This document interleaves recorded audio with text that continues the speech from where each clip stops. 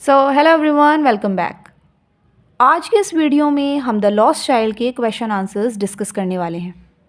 The first question is, what are the things the child sees on his way to the fair. Means बच्चा मेले में जाते हुए रास्ते में क्या क्या चीज़ें देखता है। Why does he lag behind, और वो पीछे क्यों रह जाता है।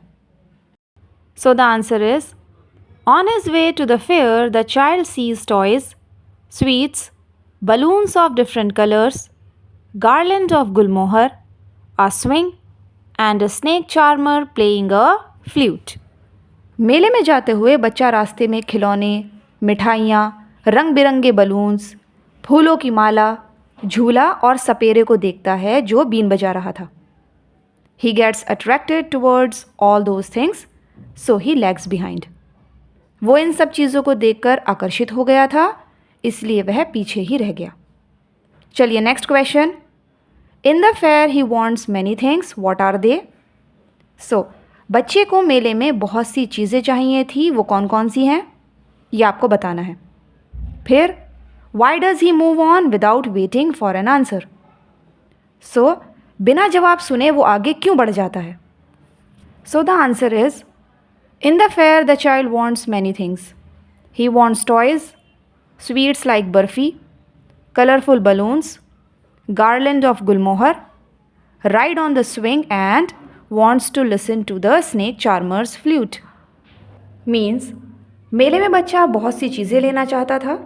वह खिलौने, बर्फ़ी, रंग बिरंगे बलून्स, गुलमोहर के फूलों की माला, वह झूले की सवारी करना चाहता था और सपेरे की बीन भी सुनना चाहता था।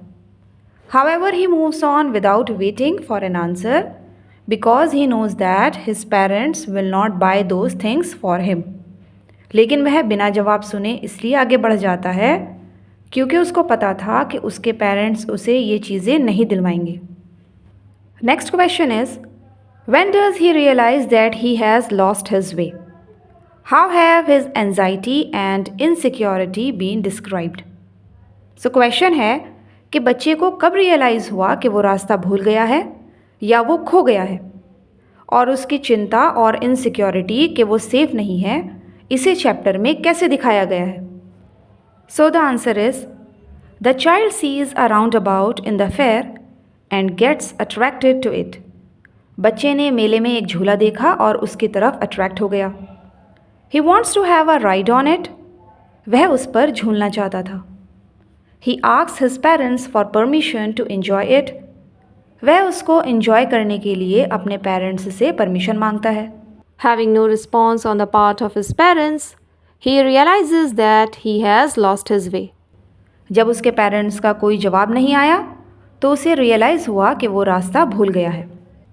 He starts crying bitterly at once and runs here and there in search of them. वह फ़ौरन रोने लगता है और उन्हें ढूंढते हुए इधर उधर दौड़ने लगता है। नेक्स्ट क्वेश्चन देखिए, why does the lost child loose interest in the things that he had wanted earlier.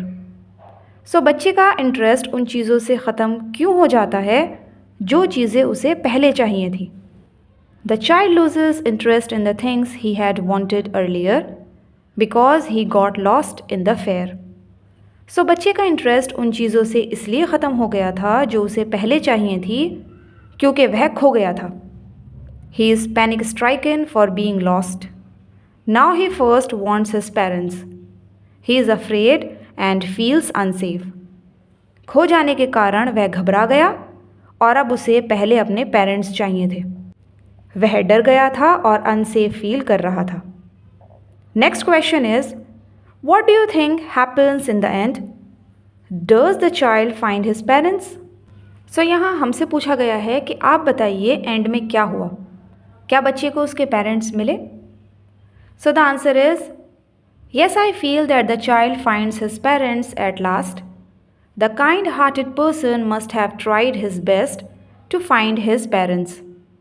On the other hand, the parents of the child must have left no stone unturned to find their child.